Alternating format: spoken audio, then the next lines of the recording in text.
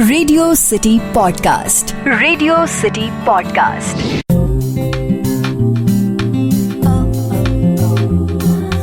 Love Shots by Love Guru. Only on Radio City. காசுக்காக காதலை விட்டு தர முடியுமா அப்படின்னு நிறைய பேர் கேட்பாங்க. ஆனால் காசே இல்லாமல் காதலை மட்டும் நம்பினா சோறு கிடைக்குமா அப்படின்னு கேட்டிருக்காரு மர்வின்.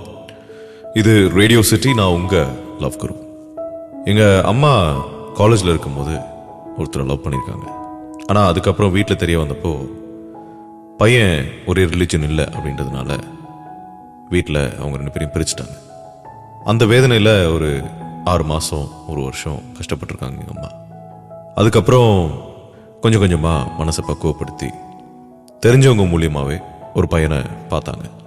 அவர் தான் எங்கள் அப்பா. ஸோ எல்லாரோட சம்மதத்தோட, எல்லாரோட ஆசீர்வாதத்தோட ரொம்ப கிராண்டாக நல்லபடியாக அவங்க 2 பேரும் கல்யாணம் நடந்தது.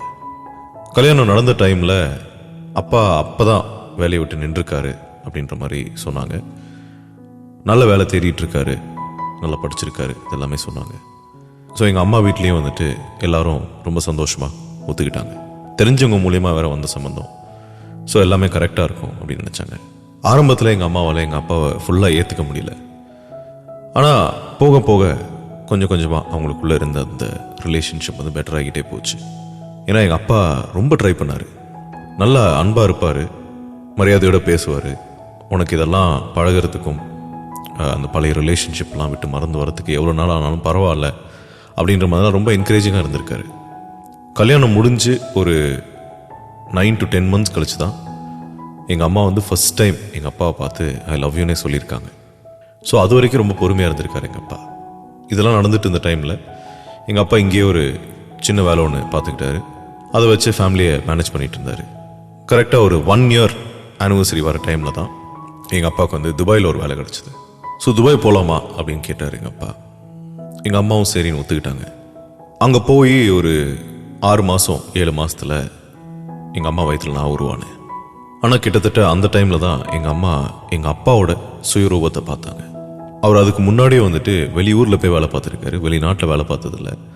அந்த டைமில் அவர் எப்படியாப்பட்ட ஆள், என்னென்ன பண்ணிட்டு இருந்தார், இது எதுவுமே வந்துட்டு அவர் ஃபேமிலியில் யாருக்குமே தெரியாது. ஸோ எங்கள் அப்பாவுக்கு பல கெட்ட பழக்கங்கள் இருந்துச்சு. அதில் ஒன்று கேம்பிளிங், சூதாடுறது. இன்னொன்று அளவுக்கு அதிகமாக செலவு பண்ணுறது. 3வது அளவுக்கு அதிகமாக குடிக்கிறது. அது எல்லாத்தையுமே அவர் இங்கே இருந்த டைமில் பண்ணலை, ஏன்னா வீட்டில் இருக்கவங்களாம் கண்டிப்பாக இருப்பாங்கன்ட்டு. துபாய் போய் ஒரு 6 மாதத்தில் ஸ்லோவாக அவருக்கு அங்கே ஒரு செட்டு சேர்ந்துருச்சு. ஸோ அவங்க கூட சேர்ந்து இதெல்லாம் பண்ண ஆரம்பித்தார்.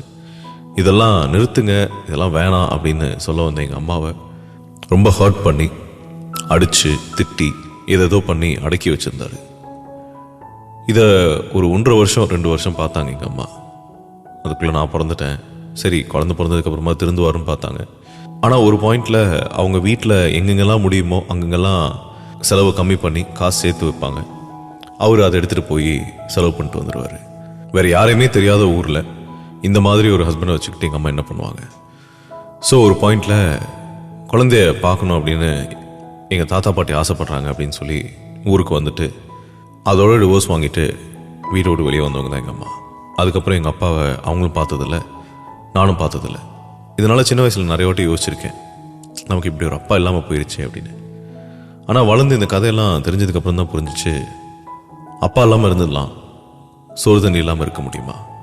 ஏதோ அவங்களோட நல்லதுக்காகவும் என்னோட நல்லதுக்காகவும் எங்கள் அம்மா எடுத்த ஒரு முடிவு. யார் என்ன சொன்னாலும் சரி, அது நல்ல முடிவு தான் அப்படின்னு சொல்லியிருக்காரு மர்வின். இது ரேடியோ சிட்டி. நான் உங்கள் லவ் குரு.